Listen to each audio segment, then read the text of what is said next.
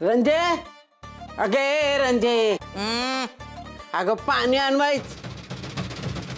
हो आत्या, आता कशाला पाणी न बिनी. आता फुलाताई चहा आणेल ना तोच प्या, गरम पाणीच असतं ती. अगं तुझा मुडदा बसावला तुझं वाईच बुड हल्लं म्हणून काय तुला अटॅक बिटॅक येतोय वय? जावाय त्या रानातलं पाणी आण, मला चूळ भरायची. ऐका आता, चूल भरायला रांजणातलं पाणी. अहो आत्या, काय बोलताय तुम्ही? इथं गावातनं माणसं गायब होत्या ती, तशी गावातनं रांजणं बी गायब झाले. आता आहे ना त्या घराघरामध्ये काय डेरा नाही तर फ्रीज पाहिजे का त्यातलं पाणी? म्हणजे सांगू का फुलतायला आणायला? पेतूच चिवळ्या, ए चिवळ्या, अरे तुला किती वेळा सांगितलं की घरात एक लहान रांजण बसव. हा, आणि बसवला ना तर बारकाच बसवला, नाहीतर आहे ना तो मुडदा माझं मड पाडल आणि त्यात मला गाडल. चांगलंय, चांगलं सुरू आहे तुमचं.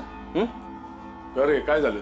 नाही काय नाही, घरातली सून गायब आहे तरी कोणाचा आवाज नाही, सगळे गपगार. चांगलंय. एका सुनेचा खून झाला तेव्हा पण कोण काय बोललं नाही, त्यावेळी पण गप. आता एक सून गायब आहे, आता तरी गप बसू नका म्हणजे झालं.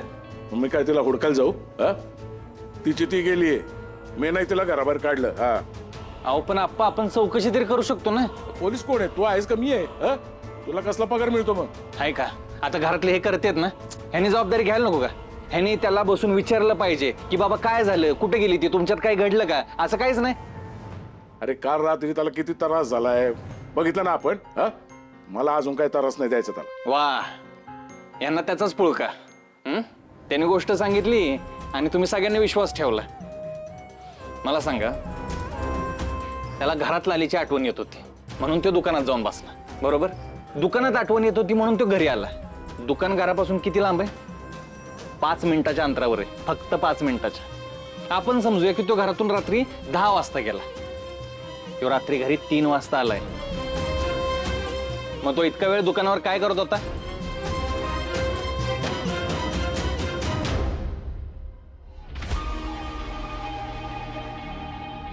मला वाटलंच होतं, हा सुधाकर काहीतरी माती खाणार.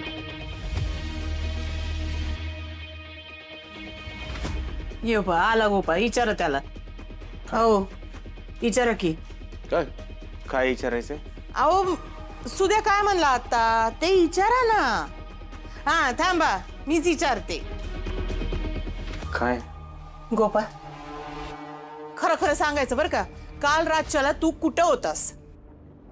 आप्पा सांगितलं की दुकानातच होतो. तुला काल लालीची आठवण येत होती म्हणून तू दुकानात गेलास. घरी रात्री 3 वाजता आलायस. एवढा वेळ बसला होतास तू? आप्पा, मी फक्त दुकानातच नव्हतो. घ्या, म्हणजे सुद्या म्हणत होता ते सगळं खरं आहे ना? तुला काय बघ बाय, तुझा लोक इथं खोटं बोलून फसवतोय आपल्याला. गोपाळ, खरं खरं सांगायचं, कुठे गेला होता तू? आणि काय ग फुलत आहे, बोल की. तुझं तोंड काही शिवलंय वय? लय पुलका होता ना तुला गोपाळचा, कोणाला काही बोलायला नको. खरं खरं सांगायचं, काल रातच्याला कुठं होतास? काय रे, फक्त दुकानात गेला नव्हता, मग कुठे गेला होता? आप्पा